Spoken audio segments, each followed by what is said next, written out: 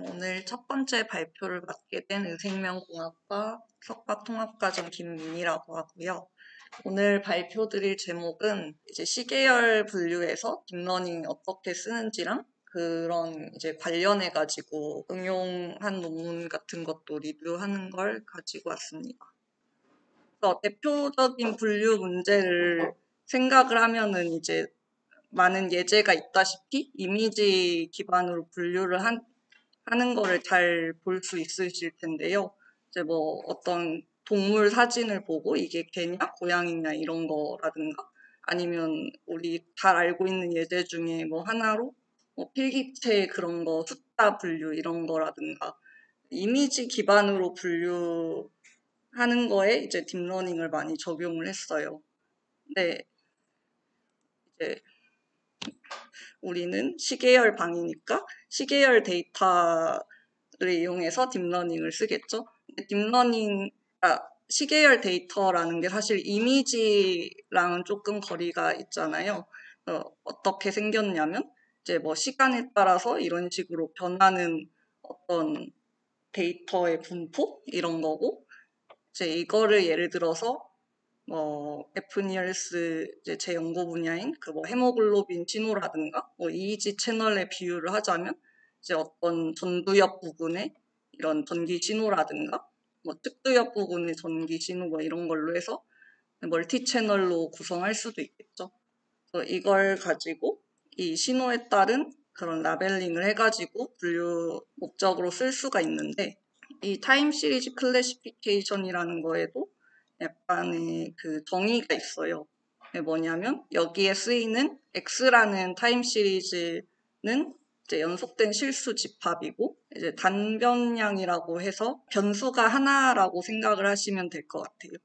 두 번째로는 단변량으로 변하는 함수 X부터 시작해서 XM까지 여러 개의 X가 존재할 경우에는 이제 각각 하나하나가 이제 단변량 타임 시리즈 데이터로 모두 실수에 속한다.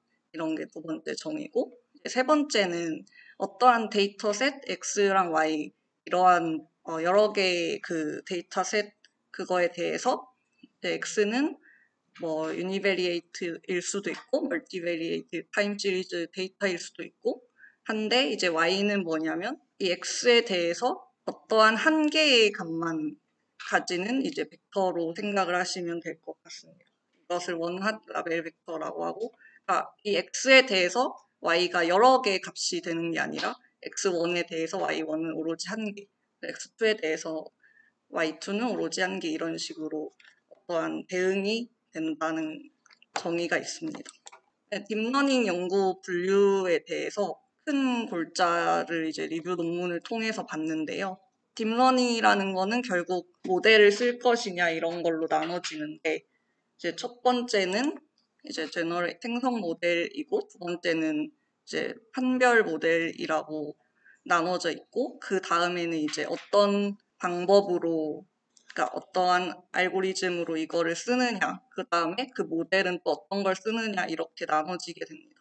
그래서 이걸 심플하게 요약하자면 제가 웬만한 모델은 이제 다 쓰인다는 걸 이제 아래쪽을 보시다시피 알 수가 있는데 조금 더 개념적으로 들어가면은 이제 생성 모델은 이제 데이터 X가 생성되는 과정 이거를 확률적으로 그 클래스 나올 확률 그리고 이 클래스일 때 이런 데이터가 나올 확률 이런 걸 정의한 다음에 우리가 구하고자 하는 이러한 데이터가 있을 때 이러한 클래스일 것이다라는 확률을 이제 간접적으로 거꾸로 도출하는 그런 거고요. 이제 각 클래스의 분포를 모델링 한다는 특징이 있습니다. 이 제너레이티브 모델은 가정이 많고 지도학습이나 비지도학습 이제 둘 다 목적으로 쓸 수 있습니다. 반면에 이 디스크리미네이티브 모델은 데이터 X가 주어졌을 때 어떠한 클래스 Y가 나타날 조건부 확률을 구하게 되고요. 이제 가정이 단순하고 클래스 간의 경계를 학습하고 주로 우리가 알고 있는 이제 어떠한 데이터를 넣었을 때 이 사람이 뭐 치매인지 아니면 경도인지 장애분인지 하는 그런 이미 라벨이 되어 있는 지도학습에 주로 쓰이는 방법입니다. 이제 많이 아까 이제 뒤에 보시다시피 모델이 여러 개가 있었는데 그 중에 이제 CNN이 대표적으로 많이 쓰인다고 해요. 이거는 이제 뭐 기본적인 딥러닝 구조니까 특징으로는 이제 엔드-투-엔드로 로 데이터를 넣었을 때 이제 결과가 바로 나올 수 있다는 그런 장점이 있고, 따라서 이제 전문적인 데이터 스킬이 없어도 사실 어떠한 그냥 코드 템플릿만 있으면 인풋 데이터 넣고 이렇게 레이블 해가지고 그냥 정리만 해서 넣어도 어느 정도 학습할 수 있고 결과를 도출을 할 수가 있습니다. 이 CNN은 이 알렉스넷이라는 2012년도 컴피티션에서 우승한 네트워크로 인해서 주목을 많이 받았는데, 특징은 이제 컨볼루션 레이어, 그리고 엑스플링 레이어, 드롭아웃 레이어가 뭐 5개로 구성되어 있다는 특징이 있고, 이제 이후에 나온 VGG넷이나 구글넷은 뭐 19개, 22개 이런 식으로 이루어져 있다고 합니다. 풀리 커넥티드 레이어, 각 노드가 다음 노드에 모두 다 연결된 그거를 풀리 커넥티드 레이어라고 하는데, 그건 3개. non-linearity 펑션은 렐로, 그레디언트 디센트 방법을 쓴다고 합니다. CNN의 대표적으로 알려진 단점은 이제 그레디언트 베니싱이라는 문제고, 이제 학습을 하다 보면은 더 이상 이 에러가 더 줄어들지 않는 문제가 발생하게 됩니다.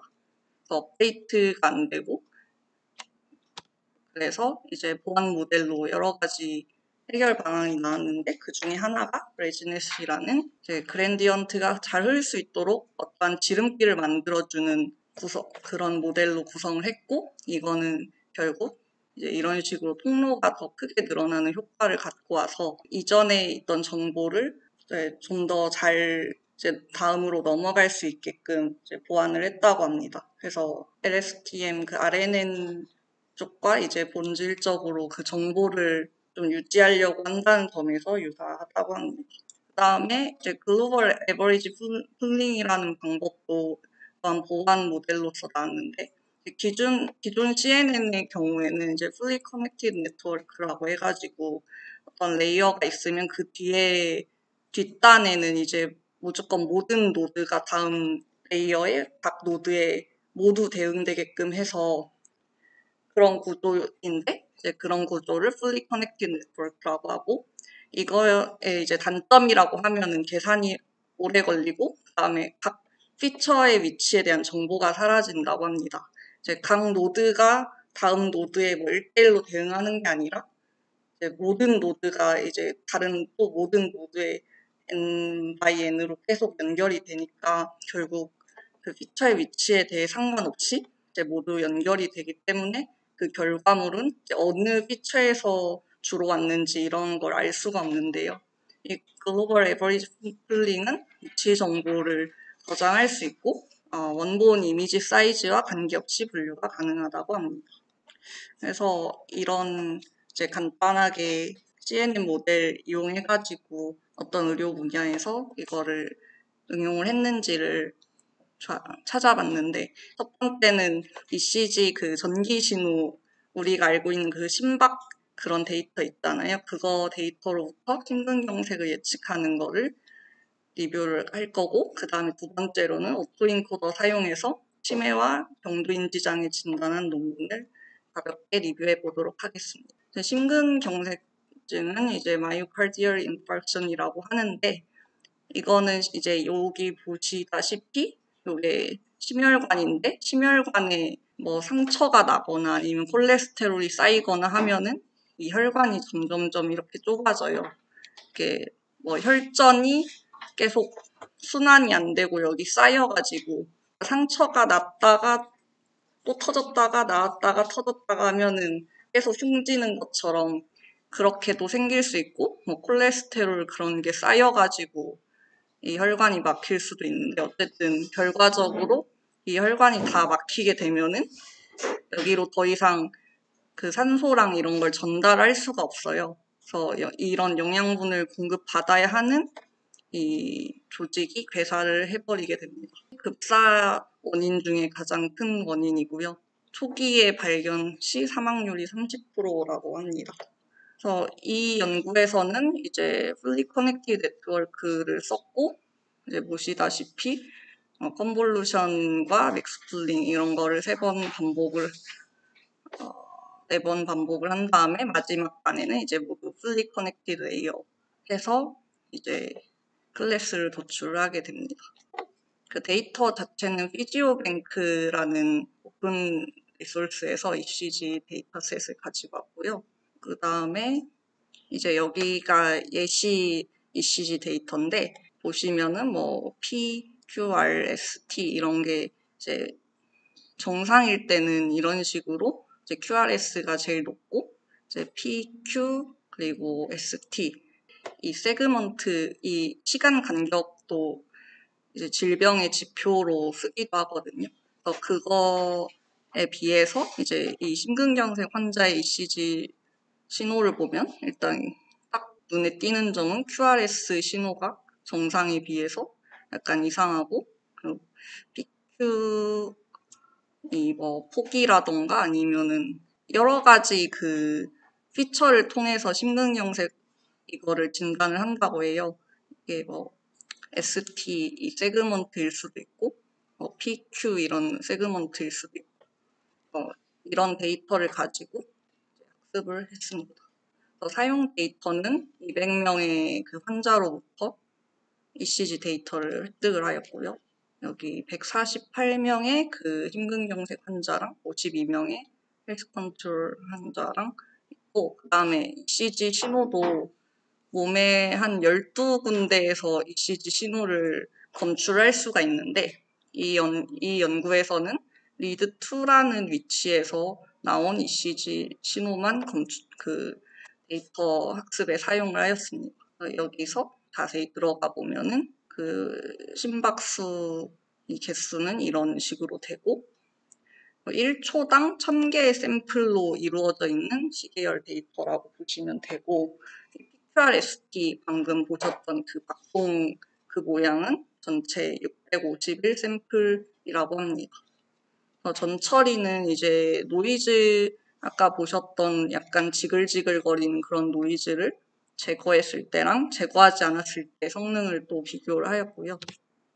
결과 보시면은 fully connected 그 네트워크를 썼을 때 기본적으로 90% 이상의 정확도 나왔고 그 다음에 위에 테이블 3는 이제 노이즈 제거를 안 했을 때고 아래 테이블 4는 노이즈 제거를 했을 때예요. 그래서 보면은 그런 수치가 뭐 각각 2%에서 5% 정도 이제 차이가 나고 그다음에 뭐 CNN으로 이 정도까지 성능을 낼 수 있다 정도를 확인한 논문이라고 보시면 되겠습니다. 그래서 이제 이 논문에서 뒷단에 또 다른 모델하고도 성능을 비교해 봤는데요. 이제 직접 이 연구자분께서 한 게 아니라 이제 타 논문에서 그 정확도 어떻게 됐는지 성능을 그냥 쭉 정리를 해주셨는데 사실 조건이 다 달라요. 어떤 거는 12개 위치의 ECG 데이터를 다 사용을 했고 어떤 분은 뭐 데이터 샘플 수가 몇 배는 더 차이 나고 이런 식으로 더 측정한 피처나 뭐 피처 엔지니어링 한 것도 조금 다르고 그래가지고 정확한 비교는 안 되는데 이제 다른 그냥 기계학습 기반 모델이라든가 이런 걸 썼을 때도 정확도는 꽤 잘 나오는 것 같아요. 다른 모델의 경우 공통점 모두 이제 피처 엔지니어링을 진행했다는 점인데 이 스터디의 경우에는 노이즈 정도만 제거하고 그다음에 모델에 학습시켰다는 점에서 굉장히 간단하게 높은 정확도를 얻을 수 있었다는 그런 걸로 해석을 할 수 있었습니다. 이제 그 다음에는 이제 오토 인코더 관련해가지고 응용을 한 논문을 하나 찾았는데요.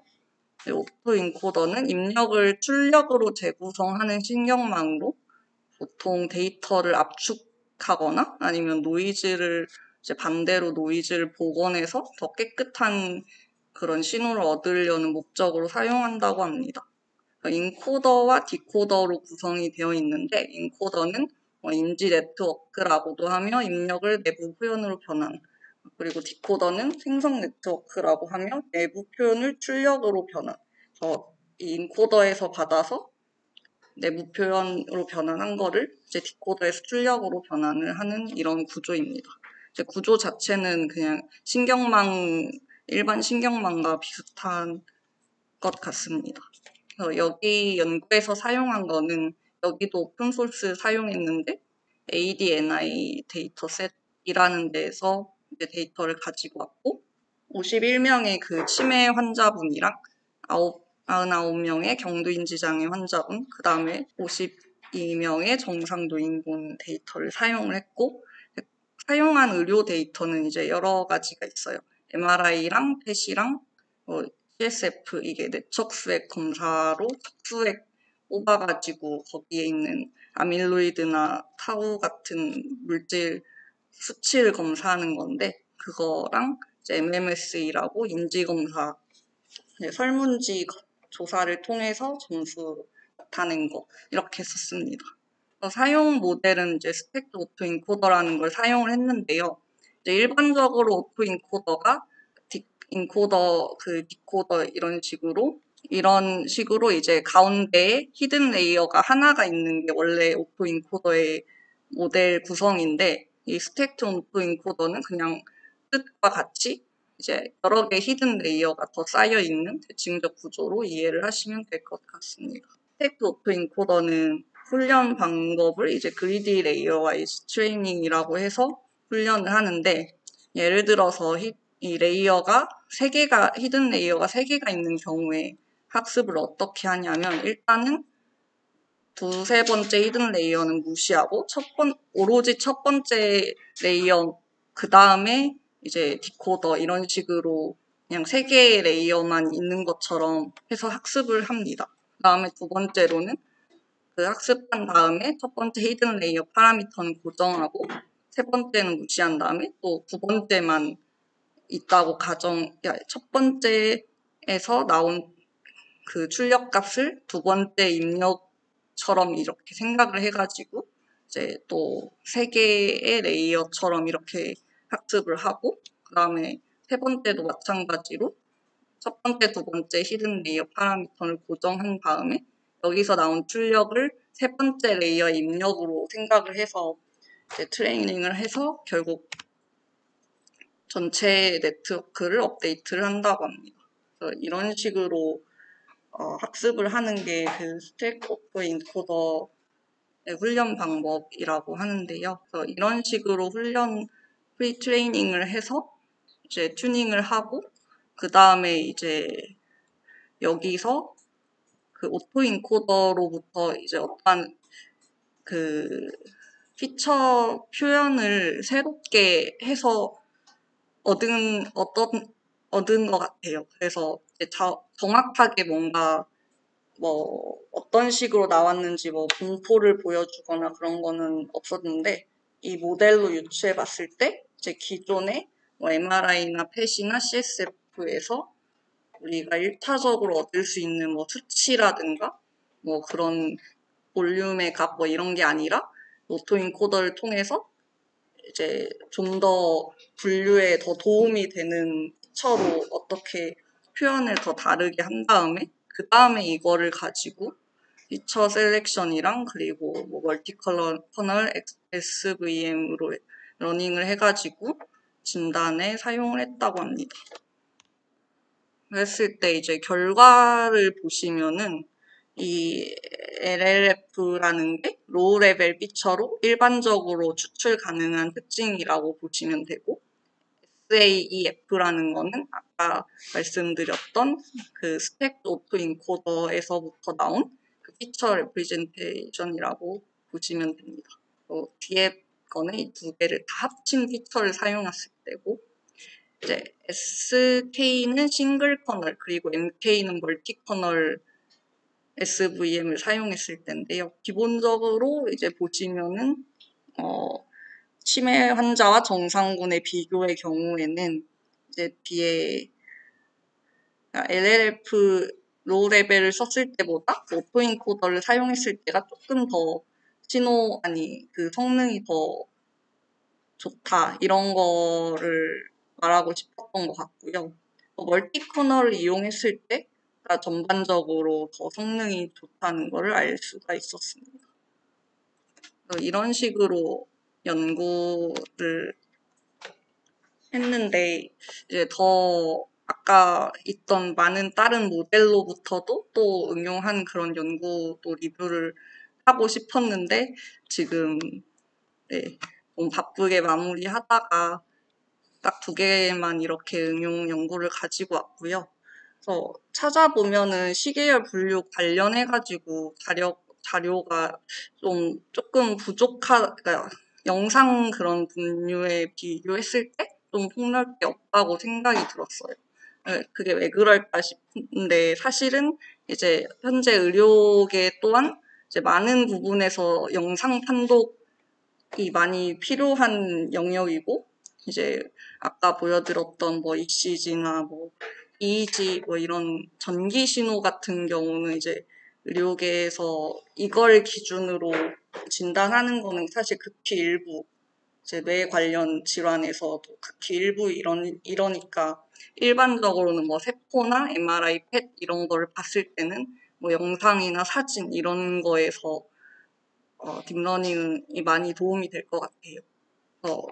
이제 예를 들어서 이제 비정상 세포를 이제 의사가 이걸 판단을 해서 이분이 암에 걸렸는지 아닌지를 판별을 해야 되는데 이게 만약에 직접 그 의사분이 하나하나 모든 환자분들 세포를 하나하나 하다 보면은 이제 오진이 날 수도 있고 체력적으로 많이 힘들 것 같아요. 그래서 이 2개 중에 무엇이 비정상 세포일까요? 했을 때 이제 좀 비슷해 보이는데 하고 사실 실수도 어쩌다가 한번 하실 수도 있고 근데 여기서 이제 정답은 이제 왼쪽에 있는 이 세포들이 암세포고 그 오른쪽에 있는 경우가 정상세포라고 합니다. 그래서 딥러닝이 할 수 있는 일이 그 판독 오류를 최소화하고 시간을 단축할 수 있다는 점이 있고 기존의 이제 머신러닝 기계학습 기반으로 뭔가 도움을 받을 수 있었던 거는 이제 어떤 캔서 쉐이프나 뭐 사이즈, 뭐 구멍이 있나 없나 이런 것들을 피처로 입력해서 뭐 분류를 할 수도 있고 해서 이런 식으로 조금 도움을 받을 수 있었는데 딥러닝을 쓰게 되면은 그냥 CT 스캔 해가지고 필요한 부분 이렇게 잘라서 네트워크에 넣으면 바로 뭐 여기가 문제가 있네 이런 식으로 나올 수가 있어요. 그래서 이런 식으로 했을 때 정말 많은 도움이 되고 그다음에 뭐 따로 시간을 들여가지고 이걸 또 피처 엔지니어링을 안 해도 되는 점에서 이제 딥러닝이 많은 도움이 될 것 같습니다. 실제 지금 국내에서 연구하고 있는 예시로는 엑스레이 사진으로부터 이제 세그먼트를 자동으로 나눠서 심장 비대증인지 아닌지를 그냥 사진만으로 바로 판독을 할 수 있는 연구를 진행 중이라고 하고, 그다음에 아까 보셨다시피 조직 세포 현미경 사진으로부터 신장 이식 거부 반응이 있는지 없는지를 그 면역 세포 그런 거 특징을 이용을 해가지고 바로 스코어를 매기는 연구를 진행을 하고 있다고 합니다. 이 발표에 대해서 요약을 하면 사실은 이제 어떤 모델이 시계열에 엄청 좋고 아니면 이미지 분류에 좋고 이런 거는 사실은 좀 어려울 것 같고 일단 그냥 좀 써보는 게 제일 중요할 것 같습니다.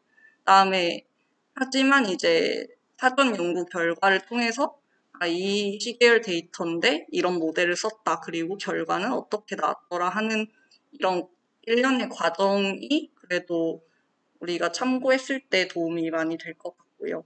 하나 또 느꼈던 건 데이터 전처리.